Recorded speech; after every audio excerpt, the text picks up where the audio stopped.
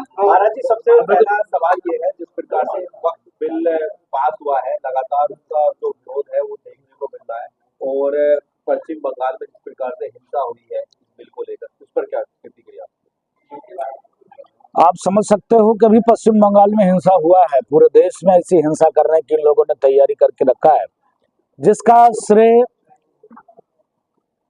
सपा, कांग्रेस, विपक्ष के उन नेताओं को जा रहा है जो वोट तो हिंदू का लेते हैं लेकिन पक्ष मुसलमानों का रखते हैं। वोट तो हिंदू से लेते हैं लेकिन बात सिर्फ मुसलमानों का करते हैं। उनको भारत के विकास से कोई मतलब नहीं है।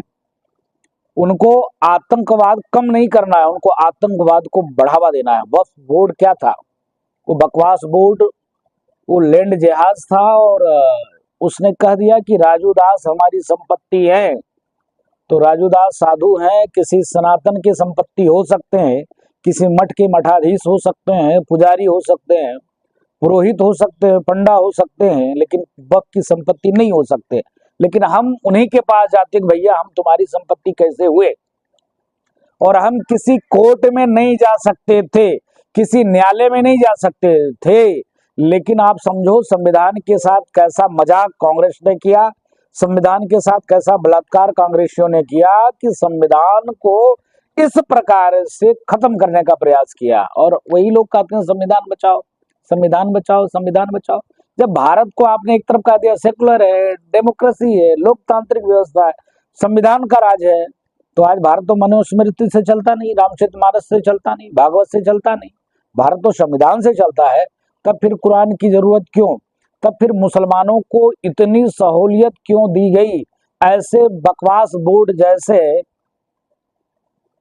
आतंकवादियों को बढ़ावा देने का संगठन क्यों बनाया गया? इसके नाते बकवास बोर्ड समाप्त है।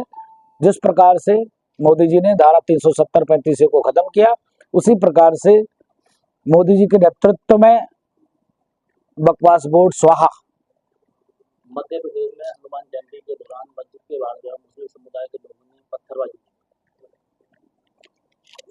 उत्तर प्रदेश में पत्थरबाजी करके देख लो, दम हो किसी को आओ उत्तर प्रदेश में, या तो इनकाउंटर होगा, या तो जेल होगा, या तो सीधे प्रभु के यहाँ मेल होगा। बाकी कोई तीसरा यहाँ चारा नहीं है।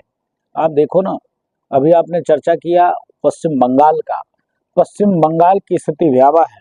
मैं निवेदन करता हूँ भारत सरकार से कि गौर करे पश्चिम बंगाल पे। जिस प्रकार से बांग्लादेश में हिंदू समाप्त होने की कगार पे है, उसी प्रकार से पश्चिम बंगाल की स्थिति परिस्थिति बनी हुई है। जम्मू कश्मीर से हिंदुओं को भगा दिया गया, नाम क्या दिया गया? कश्मीरी ब्राह्मण। ब्राह्मण का कोई माई बाप तो होता नहीं है, नाम दे दिया गया। कहीं कोई विवाद नहीं, कहीं कोई बवाल नहीं, और आज दिल्ली की झुग्गी झोपड़ी में रहते हैं डर के मार से। देखो, आप अक्सर देखोगे जहां किसी ने, हिंदू ने साहस किया वहां बसने का, 3 महीने में 4 महीने में गोली 3-4 लोगों को लग जाती है। डर के मार से कौन अपना प्राण देने के लिए जाएगा?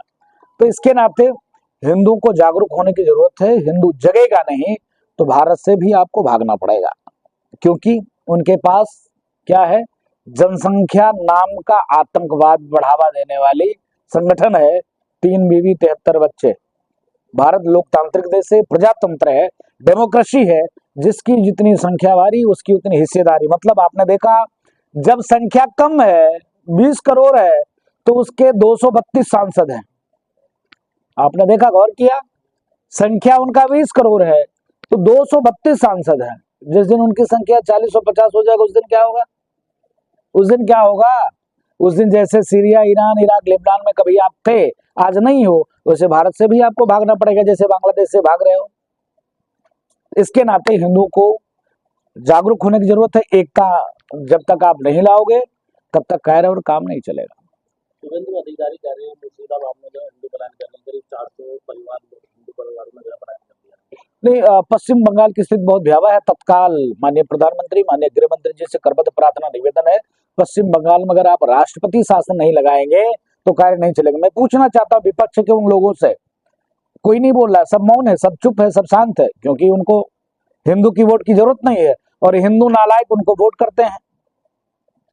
आप समझो पश्चिम बंगाल की स्थिति क्या है। शुभेंदु अधिकारी ही नहीं, हमारी आप फेसबुक आईडी खोलकर देख सकते हैं कम से कम हम 32 वीडियो उसको शेयर किया है जो पश्चिम बंगाल के लोगों की करा वहां के लोकल लोगों ने सोशल पे अपलोड किया है। मीडिया ट्रायल नहीं हो रही है, कहीं कोई चर्चा नहीं हो रहा है, विपक्ष मौन है, सब शांत है। अभी जरा सा कार्रवाई मोदी जी कर दे तो अभी सबसे कम उम्र का युवा पप्पू भैया संविधान की किताब लेके दौड़ जाएंगे कि संविधान खतरे में आ गई। संविधान का मजाक उन्होंने किया। आप समझो कि मंदिर के एक्वायर के लिए 32 कानून बनाए गए। पूरे देश में 5 लाख से ऊपर भारत सरकार ने मंदिर को एक्वायर करके रखा है। कोई एक भी चर्च, कोई एक भी मदरसा हो तो मैं आज से बोलना छोड़ दूंगा। आप नाम बता दो, मंदिर का नाम पूछो, एक तरफ से बताओ, गिनाते चले जाएंगे। बड़े एक भी मंदिर। अभी अयोध्या में राम मंदिर का निर्माण हुआ। राम मंदिर में भी डीएम कौन होता है? सरकार का ही होता है। प्रमुख सचिव कौन होता है? हम और आप प्रमुख सचिव तो हो नहीं जाएंगे, सरकार का होता है। सेंट्रल से एक बड़े अधिकारी, जो जिस पार्टी की शासन सत्ता होगा कुर्सी पर बैठा उसी का अधिकारी रहेगा। तो 3 सरकार का आदमी महत्वपूर्ण हुआ कि नहीं? इसी प्रकार से पूरे देश के सारे मंदिर को एक्वायर गवर्नमेंट ने कर रखा है और उसके चढ़ावा से मदरसे में जाते हैं जहां आतंकवादी जन्म लेते हैं, आतंकवाद को बढ़ावा मिलता है। तो इसके नाते सभी मंदिरों को सरकार को मुक्त करना चाहिए। उस उसकी रख रखाव, वेद विद्यालय, गुरुकुल, हॉस्पिटल, इसका निर्माण होना चाहिए, ना कि आतंकवादियों को उस पैसे से प्रोत्साहन राशि दी जाए। मुर्शिदाबाद में एक हिंदू पिता पुत्र की हत्या कर दी क्योंकि वे हिंदू देवी देवता की मूर्ति बना देते। मुर्शिदाबाद ही नहीं, पूरे पश्चिम बंगाल की स्थिति है कि अगर आपने जय श्री राम किया, अगर गलती से भी आप सनातन का कोई आयोजन कर रहे हो तो कल आपकी मृत्यु तय है। ये स्थिति पश्चिम बंगाल की है, ये स्थिति बांग्लादेश की है। जो स्थिति बांग्लादेश की है वही स्थिति पश्चिम बंगाल की है। आने वाले दिनों में अगर भारत सरकार नहीं चेती तो जम्मू कश्मीर जैसे विहीन हो गया हिंदू, वैसे वहां भी हो जाएगा। महाराज जी, अखिलेश यादव ने कल करनी सेना को फर्जी सेना बताया और जिस प्रकार से उनके जो सांसद हैं बयान दिया है उस पर उन्होंने कहा। ये कौन है? आगरा के जो सांसद, नहीं, आपने जिसका नाम लिया ये कौन है? अखिलेश यादव, पूर्व मुख्यमंत्री उत्तर प्रदेश। अगर पूर्व मुख्यमंत्री वो होते तो क्या ऐसे अपशब्द का प्रयोग करते, सनातन का अपमान करते? वो पूर्व मुख्यमंत्री है ही नहीं है। वो शुद्ध रूप से इस्लाम धर्म स्वीकार कर लिया है। उनको सिर्फ इस्लाम से मतलब है, इस्लामिक विचार से मतलब है। उनको भारत में रहने वाले हिंदुओं से, सनातनियों से कोई मतलब है ही नहीं है। कुंभ पर क्या टिप्पणी कर रहे थे? अंतिम में जाकर जिनकी उन्होंने पिटाई करवाई थी उन्हीं के बाबा जी के चरण में नाक रगड़ रहे थे। तो माननीय मुल्ला मुलायम सिंह जी के सुपुत्र अखिलेशुद्दीन साहब को कोई मतलब नहीं है, सिर्फ इस्लाम इस्लाम। उनको ऐसे शब्द का प्रयोग करने की क्या जरूरत है? आप बताओ, हरामी लाल ने क्या कहा?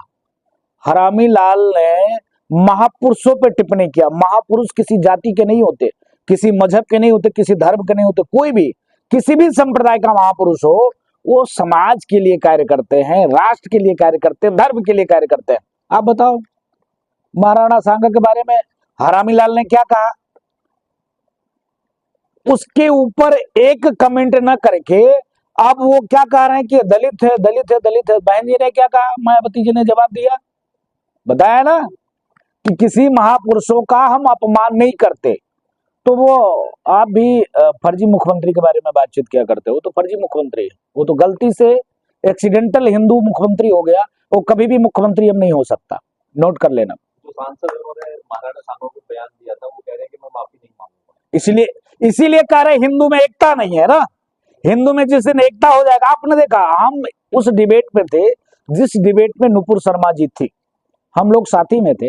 एक मुल्ला भगवान भोले पे टिप्पणी किया, उसका कुछ नहीं हुआ।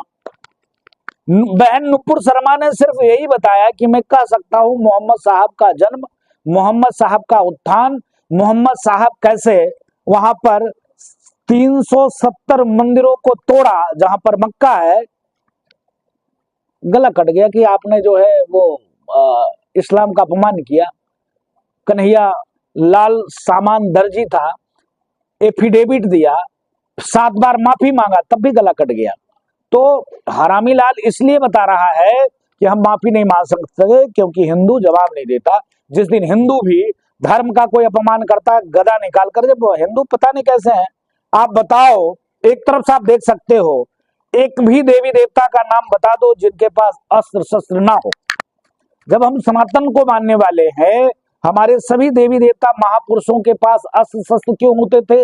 ऐसे हरामी लाल जैसे राक्षसों के बद्ध करने के लिए अस्त्र शस्त्र हुआ करते थे। आप देखो सिख पंथ की स्थापना कैसे हुआ। जब हिंदू इसी प्रकार से नम हो गया, नरम हो गया, तो गुरुओं ने सनातन की बचाने के लिए, रक्षा करने के लिए सिख पंथ की स्थापना हुआ। अपने बच्चों की प्राणों की आहुति दिया, कई कई गुरु अपने प्राणों की आहुति दिया, तब जाकर